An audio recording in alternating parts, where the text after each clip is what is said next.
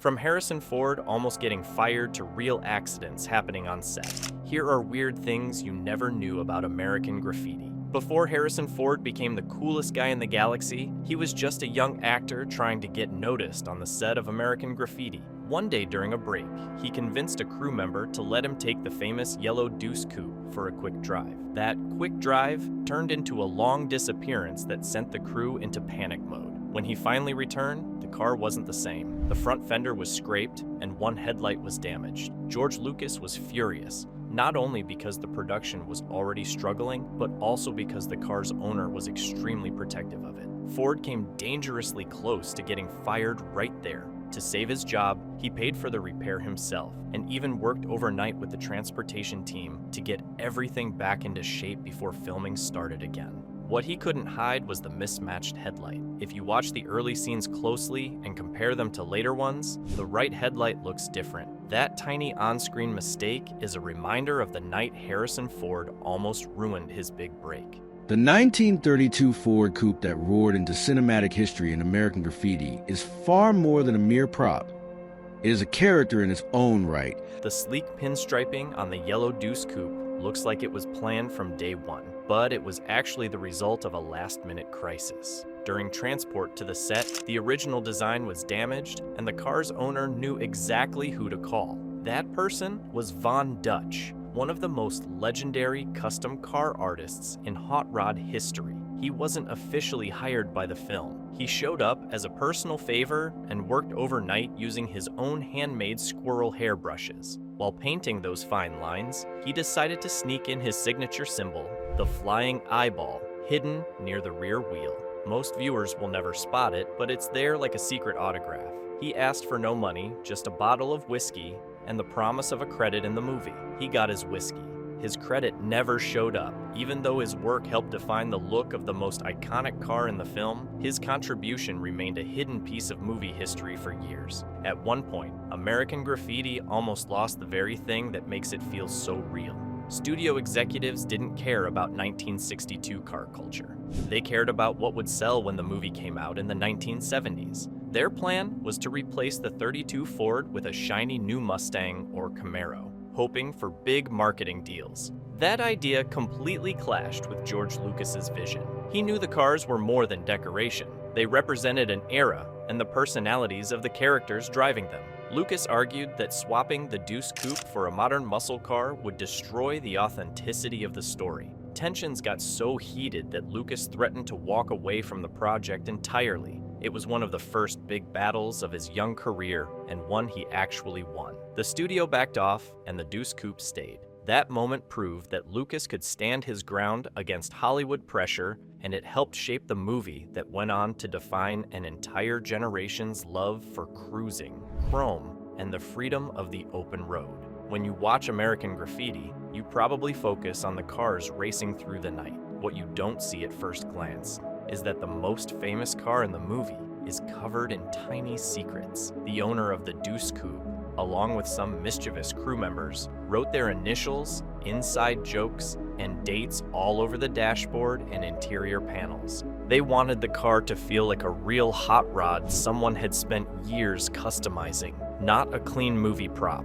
One of the most meaningful markings is a small GL+M, standing for George Lucas and his then-wife, Marcia. It was meant as a good luck charm, almost like a signature hidden inside the heart of the film. These little scribbles were never supposed to be seen by the audience, because cameras back then weren't sharp enough to capture them. Years later, when the movie was restored in HD, fans started noticing the tiny Easter eggs sitting right in plain sight. What once was just a private joke for the crew has become one more reason fans obsess over every detail of that yellow car.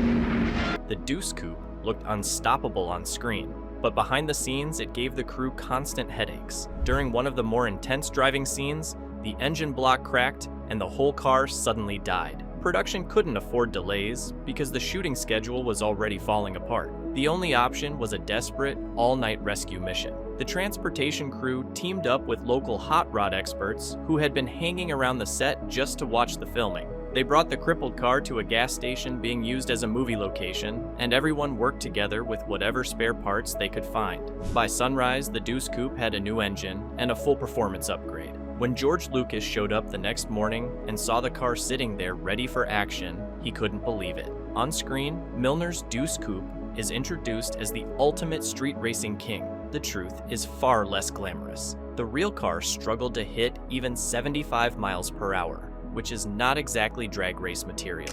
Every time the crew needed the car to look faster, they had to rely on clever tricks. They filmed at slightly slower frame rates so that when the footage played normally, the car looked like it was flying. Some racing shots were done on subtle downhill slopes where gravity did the work. For the intense speeding views, they didn't even use the coupe. They strapped cameras to a Porsche 911 and pretended it was the hot rod's point of view. The illusion was so convincing that fans and hot rod builders spent years trying to recreate the car's supposed performance, only to learn they had been chasing magic created in an editing room. It's funny to think that one of cinema's most famous fast cars wasn't fast at all. What truly sold the speed was pure movie magic and the excitement of the story. Just when the chaos of production ended, the Deuce Coupe's drama was only getting started. The owner took the car to a show in San Bernardino to show off its new movie fame, and then it vanished overnight. No broken glass, no witnesses, just gone. Universal Studios didn't want bad press, so they kept the whole crisis quiet.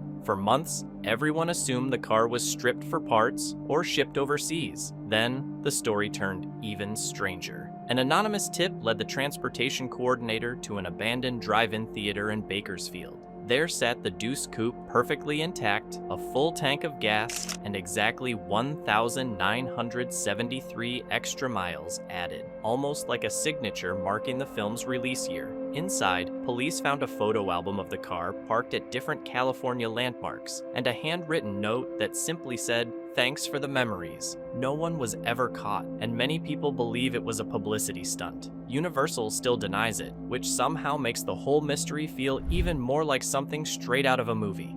Keep the header plugs off, eh? Expecting some action? Yeah, I think so. There's some punk looking for me. Why the hell they bother? You've been number one as long as I can remember. Richard Dreyfuss had a starring role in American Graffiti, but the Deuce Coupe definitely wasn't built for his shoulders. Cars from the early 1930s were smaller and tighter, and whenever Paul Le Mat and Dreyfuss had to sit inside together, it became a squeezing contest. It got so uncomfortable that George Lucas even considered rewriting scenes to keep Dreyfuss out of the car completely. Instead, the crew got creative. They removed the passenger door panel and carved out a hidden pocket of space so he could slide in without getting crushed. For certain shots, they cut a hole in the floor and lowered his seat several inches. That's why in some scenes he looks oddly shorter than Le Mat. When both actors needed to be visible, they even used a slimmer double for the wide angles. The tight space wasn't just a technical problem either. It caused real frustration and added a tension that helped their performances feel more believable. Sometimes the most genuine moments in a movie come from real discomfort. One of the coolest movie moments is when the Deuce Coupe shoots bright blue flames from its exhaust. You would think they just added extra fuel or a spark plug trick, but that barely worked. The flames were tiny and looked boring on camera. That's when a special effects expert who had served in Vietnam suggested using modified flamethrower equipment. They brought in miniature military-style components and created a system that released a controlled burst of propellant through the exhaust. To get that unique blue flame, they mixed in chemicals similar to what professionals use in fireworks shows. It looked incredible, but it wasn't exactly safe. The heat kept damaging parts of the exhaust system, and the crew had to replace them constantly. California safety officials later reviewed the setup and updated stunt rules to prevent that kind of fire effect from being used without major precautions. Those flames became a key part of the Deuce Coupe's personality on film, even though in real life no sane driver would ever want that kind of fire coming out of their car. It feels strange that the man who turned a yellow hot rod into a movie icon could barely sit inside it without getting sick. George Lucas struggled with motion sickness his entire life, and the Deuce Coupe was not a smooth ride. It had a stiff clutch, loud vibrations, and rough suspension made for racing, not comfort. So while the cast cruised through the streets of Modesto, Lucas usually rode behind them in a calmer car, giving directions through a walkie-talkie. Sometimes he had to stop filming just to regain his balance because even watching the car move made him dizzy. That separation from the action changed the film's tone in an unexpected way. Instead of showing speed through a driver's eyes, Lucas presented cruising like a memory, almost like a dream fueled by music and headlights. Only visible if one knew where to look in the deepest crevices. This quick fix saved the production a significant amount of money and, serendipitously, photographed much better at night. On screen, the Deuce Coupe looks like a perfectly preserved 1962 hot rod. In real life, the crew secretly swapped in a lot of modern parts just to survive filming. Instead of the kind of vintage engine a real street racer would have used back then, the car ran on a newer 1970s Chevy 350 V8. The brakes were updated to safer disc brakes that never existed in cars like this during the early 60s. The transmission was also a more modern 4-speed setup, so stunt drivers didn't stall every 5 minutes. Lucas insisted all these upgrades stay hidden. Whenever the hood was open, cameras were carefully positioned or temporary fake vintage parts were added to sell the illusion. The funny thing is that gearheads who tried to build their own replicas based on the movie spent years confused about the power they thought the car had. They didn't realize they were copying a movie version of history, not the real thing. Behind the nostalgia, it was still Hollywood engineering.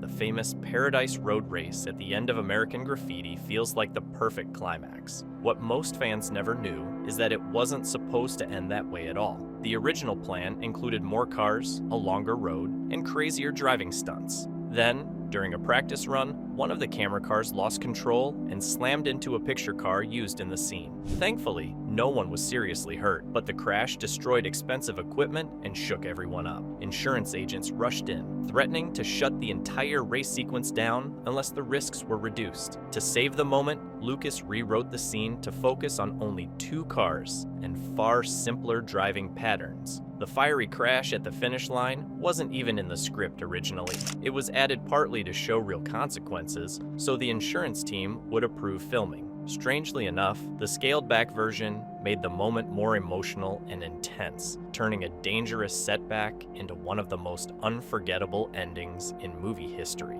The Deuce Coupe's chrome skull radiator cap looks like a cool design choice, but that tiny decoration turned into a massive legal headache. The skull was added by the art department because they wanted the car to look a little more rebellious and dangerous. What they didn't realize was that the design looked almost identical to a product made by a custom parts company called Deadhead Designs. Once the movie became a hit and merchandise started selling, the company noticed their design on model kits and posters everywhere. They sued Universal for trademark infringement, arguing that the movie was profiting from their product without permission. The studio fought back, saying their skull was different enough. The case dragged on for years until finally being settled in the late 1990s. Deadhead Designs won something unusual instead of a giant payout. All new home releases of the film had to include a tiny, almost invisible credit acknowledging their skull. You would think one legendary filmmaker on set would be enough, but American Graffiti had 2. George Lucas and Francis Ford Coppola. Coppola wasn't directing this movie. He was producing it and visiting the set. When he saw the yellow Deuce Coupe, he wanted to try driving it for a quick shot. He insisted he knew how to handle older cars, so the crew gave in. Things went bad fast. He stalled the car several times before suddenly hitting the gas too hard. The coupe lurched forward and smashed straight into a camera setup worth more than $50,000. The front fender got dented and production froze in disbelief. Since they didn't have the time or money to fix the damage, Lucas decided to work it into the movie. A small line was added where Milner casually mentions a little fender bender, which was actually Coppola's embarrassing moment preserved forever on film. Even Hollywood legends have clumsy days.